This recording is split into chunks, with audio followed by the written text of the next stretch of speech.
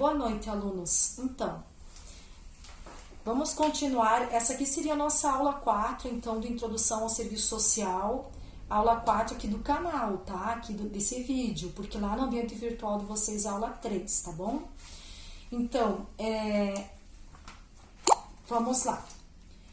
Seguinte, pessoal. Então, no encontro passado, na aula número 3, nós estávamos falando lá das características do capitalismo, das fases do capitalismo, e até então nós falamos basicamente só de Europa e Estados Unidos.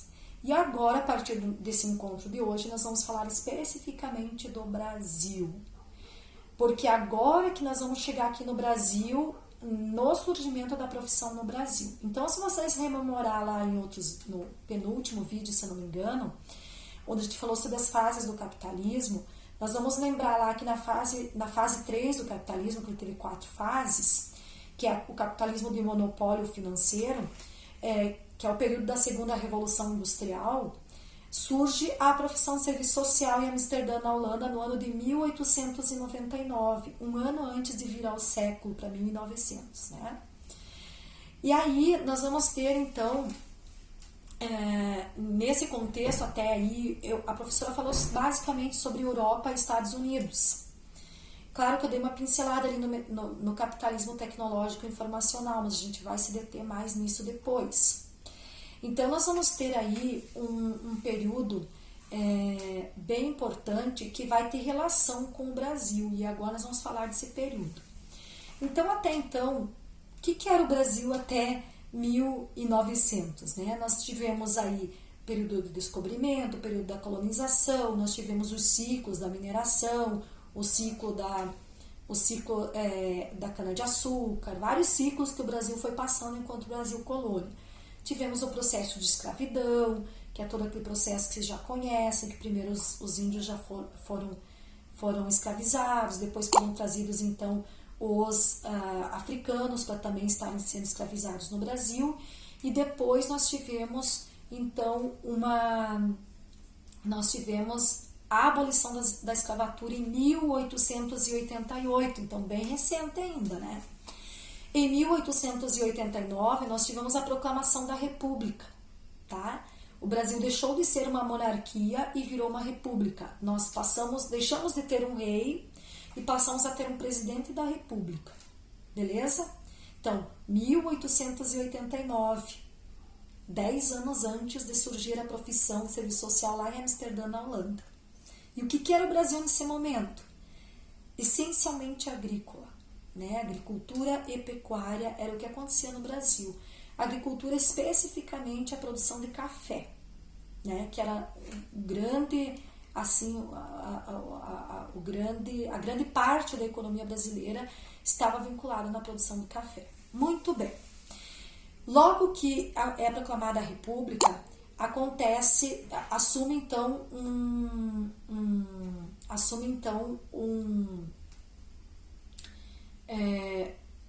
um governo provisório, um presidente da República provisório, que foi Marechal Deodoro da Fonseca. Em 1894, vai ter a primeira eleição no Brasil, com voto das pessoas, né? E esses votos foram regulamentados como? Só poderia votar homens que soubessem ler e escrever, né? Ou seja, essa eleição eliminava boa parte da população brasileira, que era composta basicamente por quem? Escravos analfabetos, ex-escravos analfabetos, né? Que recém tinham sido abolida a escravatura, imigrantes italianos e alemães que já tinham chegado ao Brasil, que nem tinham direito a voto, porque não eram brasileiros, né? Então não tinham nem direito a voto, então eram esses habitantes. E nós tínhamos então os portugueses, poucos que sabiam ler e escrever, os descendentes de portugueses, né? E descendentes de indígenas, essa miscigenação que aconteceu no Brasil, né, os mulatos também, tudo mais, mas poucas pessoas sabiam ler e escrever, né, e só os homens tinham direito a voto. Iniciou-se então no Brasil um período oligárquico. O que quer dizer oligarquia? Quer dizer o poder de poucos, né? Ou seja, poucas pessoas mandavam no Brasil. Por que isso? Porque iniciou-se o período da República Café com Leite, que está aqui no quadrinho, tá? A República Café com Leite consistia no seguinte: São Paulo e Minas Gerais eram os dois estados mais ricos do Brasil. São Paulo produzia café, era o grande produtor e exportador de café do Brasil, e Minas Gerais produzia leite para o consumo interno brasileiro. Eram considerados eram os dois estados que tinham maior produção, os dois estados mais ricos do Brasil. E eles fizeram um combinado entre eles, eu estou falando aqui dos grandes fazendeiros da produção de café, dos grandes fazendeiros da produção de leite, conhecidos por um outro nome, coronel, né? E que inclusive aqui na nossa região também a colonização aconteceu essa questão dos coronéis, né?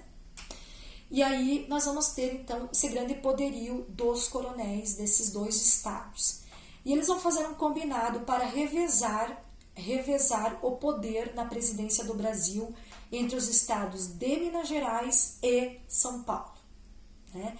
Então o primeiro presidente brasileiro foi eleito em 1894, eleito por voto, né, que antes estava o Marechal Deodoro da Fonseca interinamente, né, nomeado, e eleito pelo voto dessas poucas pessoas que tinham direito a voto. E assim foi se revezando no poder até 1930, essa República Café com Leite. Nesse período, como que eles garantiam que sempre ia acontecer um presidente de Minas Gerais e outro de São Paulo? As pessoas podiam se candidatar, não precisava ter um partido político, então tinha sempre muitos candidatos. Então, como que era garantido que ia ficar sempre um do Rio de Janeiro, um de São Paulo e o outro ano de Minas Gerais? Pelo voto de cabresto, que consistia no seguinte: os coronéis de São Paulo e de Minas Gerais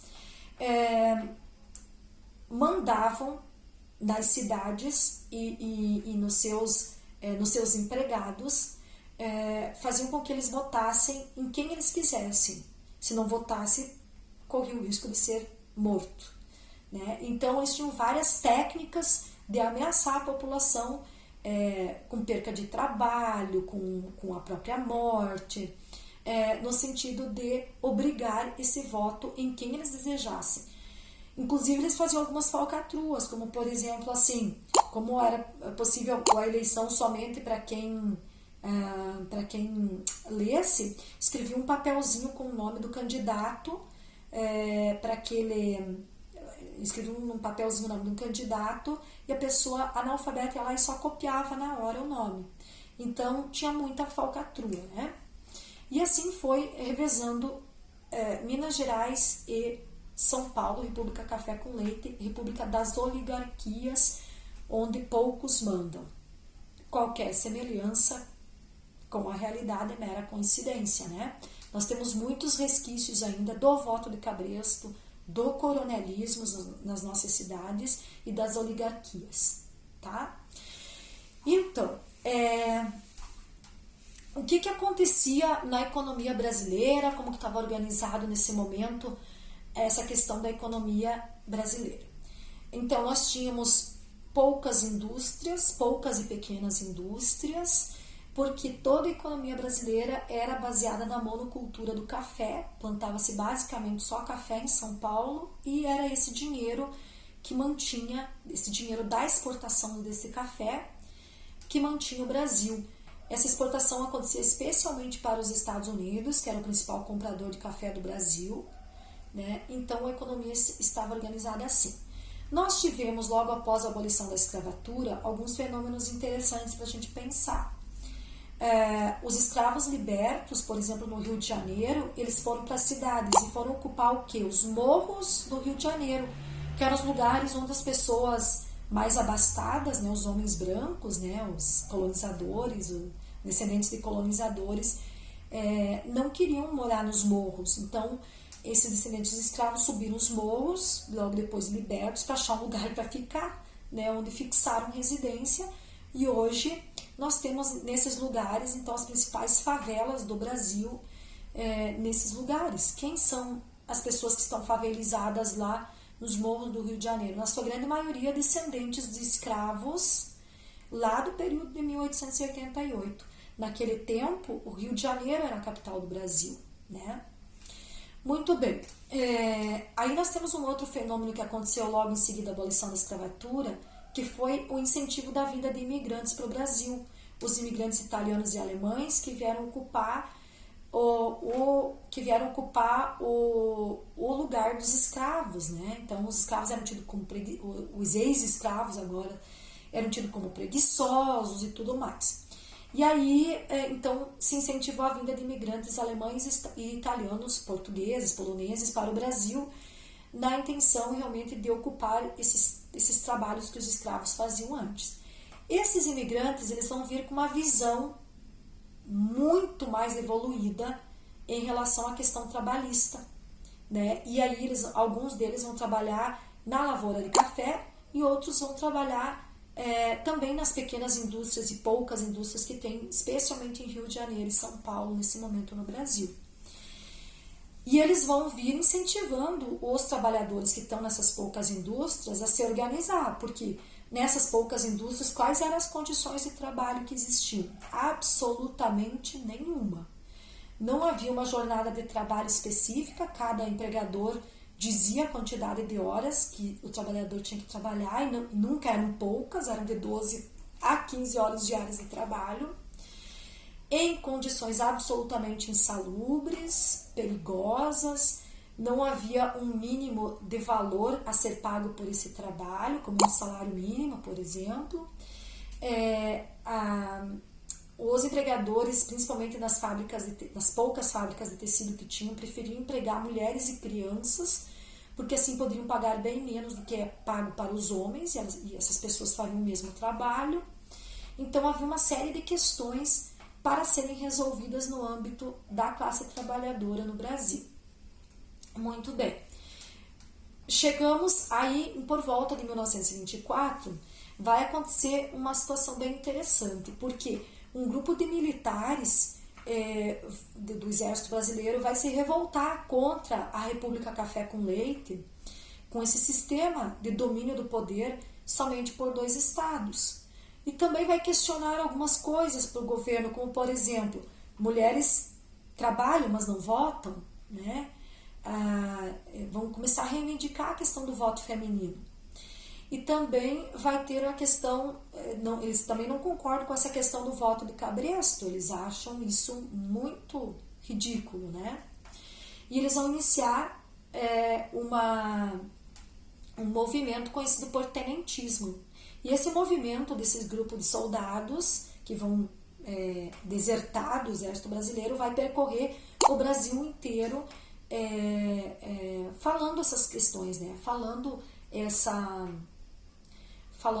sobre tudo isso que está acontecendo no Brasil para a população. Então, é um movimento conhecido por tenentismo.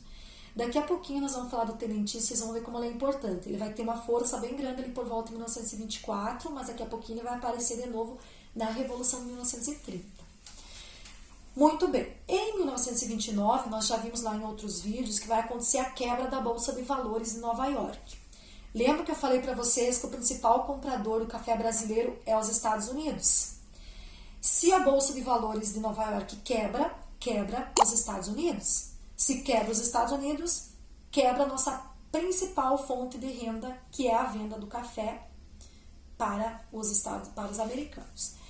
O que vai acontecer? Esses cafeicultores vão falir, né? O governo brasileiro, logo em seguida, vai assumir Getúlio Vargas, depois em 1929, 1930 assume Getúlio. Getúlio vai comprar uma parte desse café dos cafeicultores e o restante vai ser queimado. 78 milhões de toneladas de café vão ser queimadas, que não tem onde guardar, não tem onde estocar, e uma parte o governo vai comprar. Muito bem. Em 1929, lembra que eu falei para vocês que o poder está se revezando entre Minas Gerais e São Paulo na presidência do Brasil. Em 1929 é ano de eleição. Por quê? Final de 1930 assume então um novo presidente da República. Em 1929, o presidente é Washington Luiz, representante do estado de São Paulo. Ou seja, na República Café com Leite, o próximo presidente seria de Minas Gerais. Mas o Washington Luiz faz uma sacanagem. Na hora de indicar quem seria o próximo presidente da República, ele indica o governador do estado de São Paulo, que é Júlio Prestes. Isso não, os mineiros se sentiram absolutamente traídos e se revoltaram contra essa situação. E não concordam com esse posicionamento de Washington Luiz. E eles vão buscar, então, aliados. Lembra que eu falei para vocês que nós temos um período em que tem o voto de cabresto com os coronéis. Muitos dos coronéis de São Paulo não concordaram com essa atitude de Washington Luiz porque ia quebrar esse combinado entre, não achavam justo, e se aliaram a Minas Gerais. Minas Gerais buscou apoio também em 2 outros lugares, na Paraíba, e no Rio Grande do Sul. Para conseguir esse apoio, Minas Gerais abriu mão da indicação do vice-presidente da República e deixou que o Rio Grande do Sul indicasse um nome para ser o novo presidente, e Paraíba indicasse o vice. Então ficou Getúlio Vargas e João Pessoa como os candidatos dessa nova junção de novos estados. Aconteceu a eleição, e Júlio Prestes, que era o candidato de São Paulo, ganhou a eleição. Então, no final de 1930, iria assumir Júlio Prestes. Mas o que aconteceu nesse meio tempo? Getúlio não engoliu essa história de ter perdido a eleição. E vai buscar apoio também onde? No movimento tenentista dos militares. E vão só esperar a melhor hora, para dar um golpe e assumir a presidência da República. E aí o que vai acontecer? No ano de 1930, João Pessoa, que era o governador da Paraíba, vai ser assassinado.